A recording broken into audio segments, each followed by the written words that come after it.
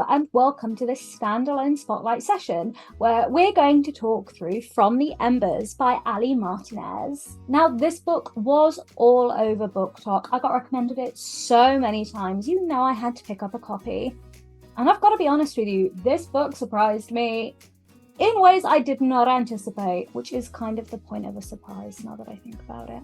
As all of our Standalone Spotlight books are, this is a single, neatly contained story, and I'm hoping that our discussion of it today won't take too long. As you can see, it is a little book. It's not a chunky beast like some of the stories we're going to be discussing on this channel, but my goodness, does it pack a punch. The premise of this, and what I got told that made me want to pick it up, is that the story follows two main characters, Bree and Eason, whose partners die in the same house fire. They both have young children. The story is about the two of them working together to move on and get through their grief. Despite what that description may imply to you, this is definitely a romance novel. It's just heavy on the feels and the upset and the trauma. I think it's brilliantly written. So let's talk through the plot of the book and why I think you should read it. Now, I am going to go into spoiler territory. I knew the big plot twist of this story before I picked it up and read it, and that totally did not ruin my enjoyment of the book. But I did not know the second plot twist. I still got a decent surprise when certain things played out the way they did. On any spoilers before reading this story, then all I'm going to be able to tell you is that it is amazing. You 100% should read it. But before and just want to hear me discuss it, or don't care about spoilers and want to know fully what you're getting into before picking up this book, then let's go. And let's start our standalone spotlight discussion of From the Embers by Aly Martinez. Now, the two couples established at the beginning of this novel are Eason and Jessica, and Bree and Rob. Rob and Eason are best friends, and Bree and Jessica are best friends. Despite this fact, Eason and Bree are not massive fans of each other.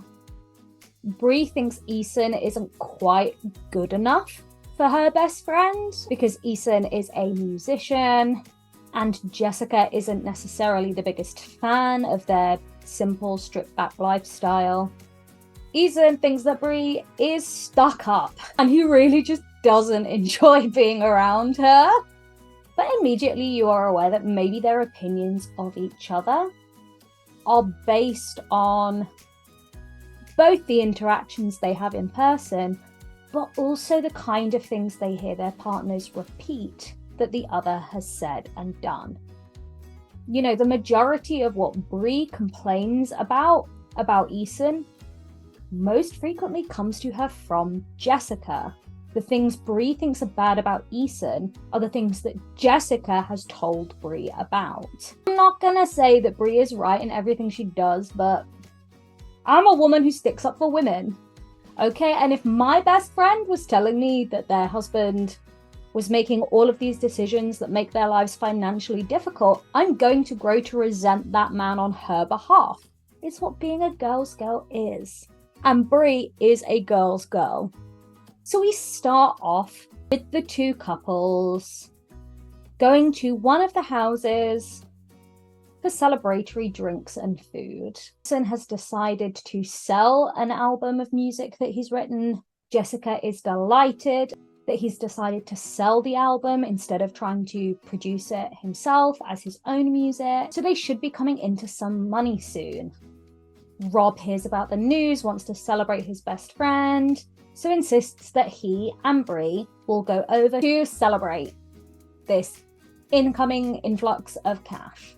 Now, Bree and Robert are very well off, and at the beginning of the story, you don't necessarily know why. But Bree is quite clearly a high-maintenance homemaker, very much like a modern-day spiritual equivalent of Bree Vanderkamp from Desperate Housewives, who anyone with taste will tell you is the best Desperate Housewife. The plan for the night is simple. All four adults will be at Jessica and Eason's house Jessica and Eason's baby daughter Luna will be staying the night at Rob and Bree's with their organised babysitter. What becomes apparent as they go to have this dinner and we get introductory chapters of both couples is the financial disparity between the two and how that causes friction.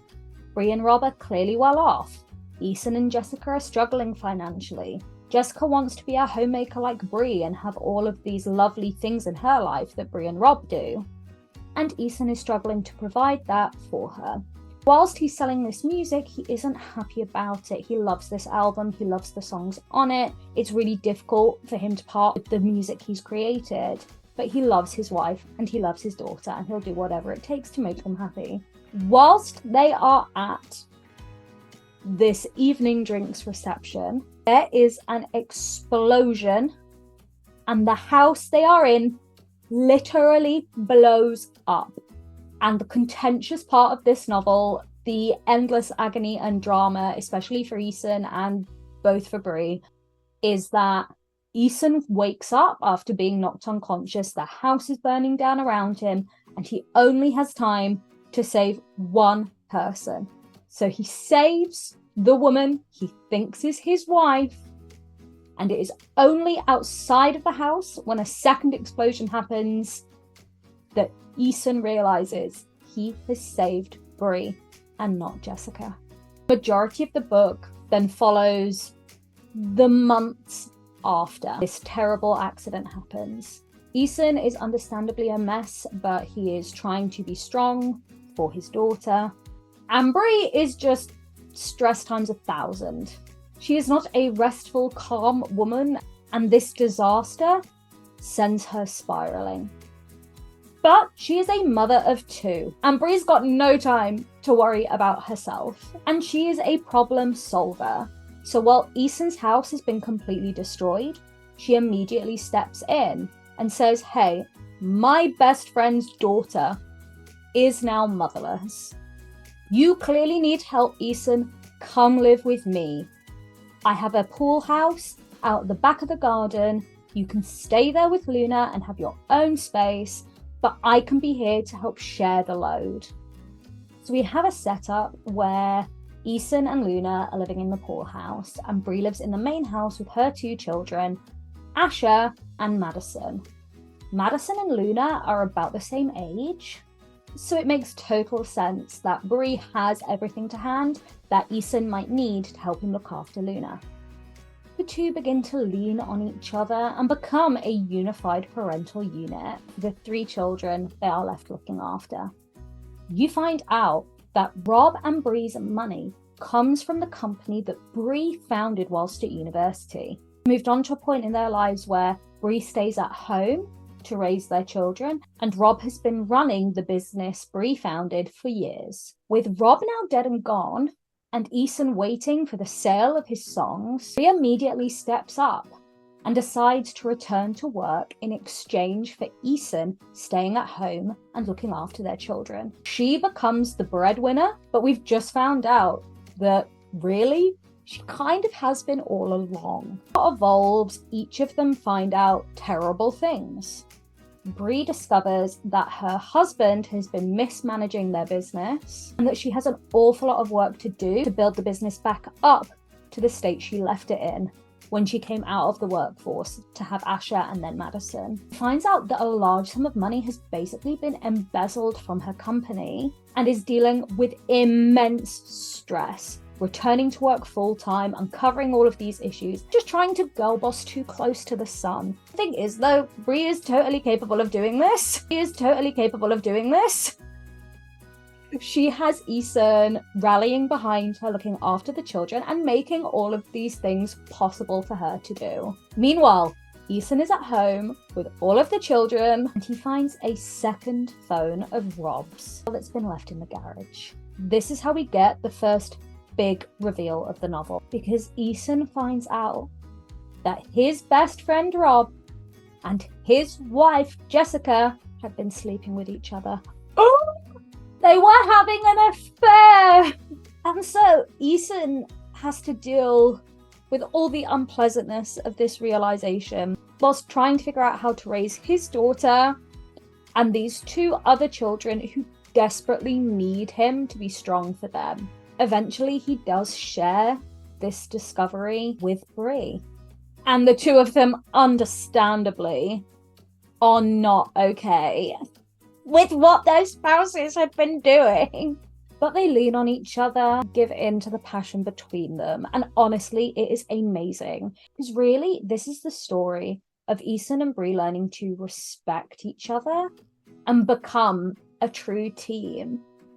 And I firmly believe that all of the best romances are founded on a certain level of respect. Bree comes to understand how talented Ethan is and why he shouldn't give up on his music, and is supportive of him and his dreams in a way that Jessica never was. And Ethan realizes that Bree is an absolute girl boss. She is a brilliant mother, a strong businesswoman. She runs a tight house, and they just both become better people for having the other in their lives. They have finally found partners that build them up instead of tear them down.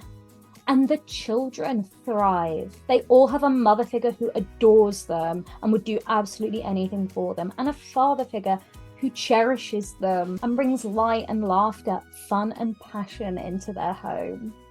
And whilst you may think, oh, the big hurdle in this has been overcome, Bree and Ethan are together. We have the issue of the date of Luna's conception. Working through texts on this phone, they realised that Jessica and Rob were definitely together at about the time Jessica became pregnant with Luna. So there is a very real chance that Luna is in fact Rob's daughter, not Ethan's, which would biologically make her Asher and Madison's sister. Means that both Bree and Ethan could be raising one child that is neither of theirs. In this regard, while Ethan is struggling with this idea that he may have been cuckolded and that his daughter may not in fact be biologically his, Bree comes through like the trooper she is, and whilst giving this clear message that it absolutely doesn't matter who her biological father is, you are that little girl's dad, she needs you, she loves you, you love her. But they could very easily find out, but only if Ethan wants to test the DNA. They move through this stronger and better as a couple. They are now this happy family unit of 5. They have literally been through fire to get where they are.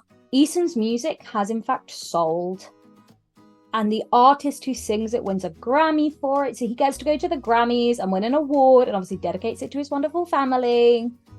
And you think at this point that there are too many pages left of this book for things to be okay. And we still don't have an answer to who is embezzling money from Bree's business, only to find out that as the household sleeps, little baby Luna gets kidnapped. And in all of the kerfuffle and the drama and the ringing of the place that occurs, little Asher, the boy, who's really struggled with the idea of his dad not being around anymore, and who's really come to appreciate and value Ethan's involvement in his life, is inconsolable. And he keeps telling them he saw his dad. His dad was there. His dad ignored him, left him, and took baby Luna. Ethan tracks down, you will not guess it, you will not guess it, a very much alive Rob. Rob reveals that he and Jessica were planning to embezzle all the money they could from Bree's business, take the child they believe is theirs, Luna, the daughter of the love of his life, Jessica, and that the explosion at Ethan and Jessica's house was engineered to kill Bree and Ethan. They were going to murder their spouses, fake their own deaths, run away with the one child they thought they shared, and leave little Asher and Madison as orphans. Rob's literally there like, they're Bree's children, I don't care about them. Honestly, of all the stuff, that's what Ethan is most upset by, because Ethan loves those children. He's become their dad, and he's like, how could you do that to your babies? We get an epic showdown. Rob gets arrested. Poor little Asher is even more traumatized than he was before. But the plot is resolved. The family are together. And they all live happily ever after. The story ends and I'm pretty certain Bree's pregnant and they're just growing their little family together. This book is a wild ride. It's so good. The pining, the conflicted feelings, the reveals. A 10 out of 10 book. Honestly, Aly has written this so well. It never feels heavy-handed, but still manages to do an awful lot. It has tons of drama, yet still manages to be a beautiful romance that's about two single parents coming together and making a new, better, stronger family. I cannot recommend enough that you give this book a read. It deserves all of the hype that it's gotten online, and I managed to get my copy from the works, so it literally only cost me a few pounds. I don't think they've still got it, but they may do. I'll be honest, I haven't checked, and I won't check. I can't be bothered. I've got my copy. That's me sorted. Give this book a read if you can, and props to Aly Martinez for writing a truly fantastic romance novel that you would not think was a romance book from the cover. Like, if someone hadn't told me, hey, this is a romance book you should really, really read, big feels, great plot twists, I wouldn't have looked at it and gone, oh yeah, this is a romance.